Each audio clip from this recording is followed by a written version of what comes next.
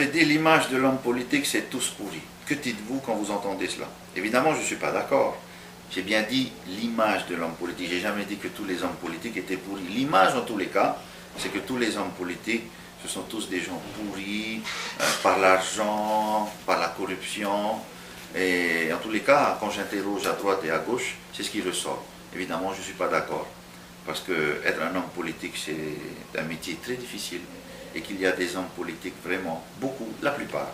Quand je dis hommes, bien sûr, les femmes aussi, qui font un travail formidable et qui ne seront jamais remerciés à leur juste valeur et à leur juste engagement. Quel est votre plus beau souvenir de député de la nation française jusqu'à aujourd'hui? Évidemment, c'est ma première intervention à la tribune. Ça, c'est quelque chose, un moment fort dans la vie d'un député, de monter à la tribune, de s'adresser au ministre.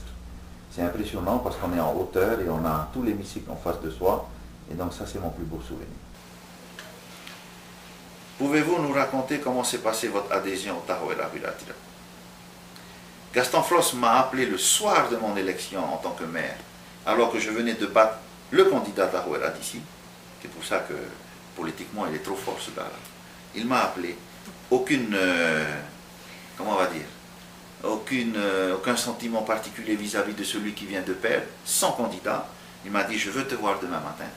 Et donc, des 48 nouveaux maires qui venaient d'être élus ce dimanche soir-là, le lundi matin, j'étais seul avec lui à prendre mon petit déjeuner. Il était le président du gouvernement. Et il m'a demandé d'être sur la liste du Tahouéra un mois plus tard et d'adhérer au Tahouéra Biratira, ce que j'ai accepté avec l'accord de mon conseil municipal. Vous aviez un compte Facebook, mais il a disparu. Pourquoi? Eh bien parce que je ne suis pas à l'origine de l'ouverture de ce compte. Donc j'ai appris qu'il y avait un compte Facebook.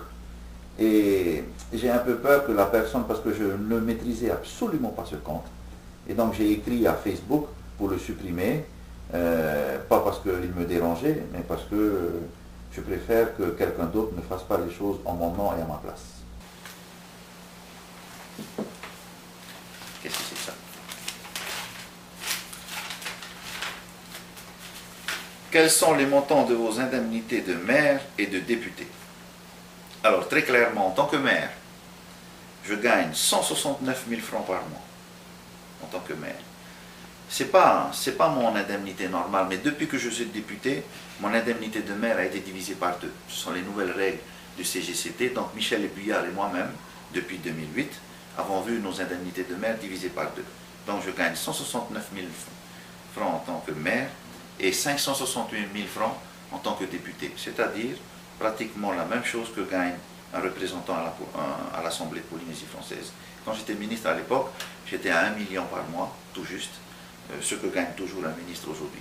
Donc voilà, mes fonctions ont évolué, mon champ d'intervention a évolué, je suis maintenant député et je gagne moins. Voilà la réalité de ce que je gagne aujourd'hui. Une petite question qui me vient vraiment à l'esprit. Donc on s'est installé il y a environ 5 ans à Papara au P409. Je voudrais savoir, Tavana, si tu as des idées et les mesures que tu aimerais prendre pour l'installation d'autres entreprises ici à Papara, puisque finalement on est très peu d'industriels ici dans la commune. Alors mon cher Olivier, c'est vrai que vous êtes très peu d'entreprises là où tu t'es installé. Et d'ailleurs, j'avais applaudi des deux mains ton installation parce que je me suis dit que ça va être la première d'une longue série d'entreprises sur la ligne droite de Atimono. Et puis finalement, il s'est retrouvé tout seul. Parce qu'en fin de compte, ce sont des terrains qui étaient convoités depuis très longtemps par beaucoup de grosses entreprises. Et le propriétaire, M. Le Hartel, ne voulait absolument pas vendre. Donc c'était des élevages de bœufs. Et voilà que M. Touboul réussit, je ne sais pas par quel miracle, à installer son entreprise. Par contre, dans la commune de Papara, il y a une zone industrielle qui se trouve derrière la mairie, où il y a des entreprises, des hangars.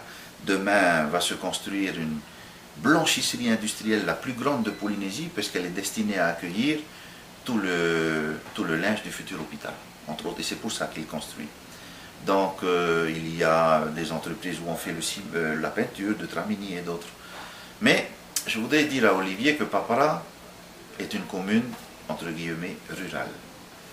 Même si on est qu'à 35 km de Papeete, mais c'est une commune à forte proportion rurale. D'ailleurs, il y a un plan général d'aménagement depuis plus de 30 ans.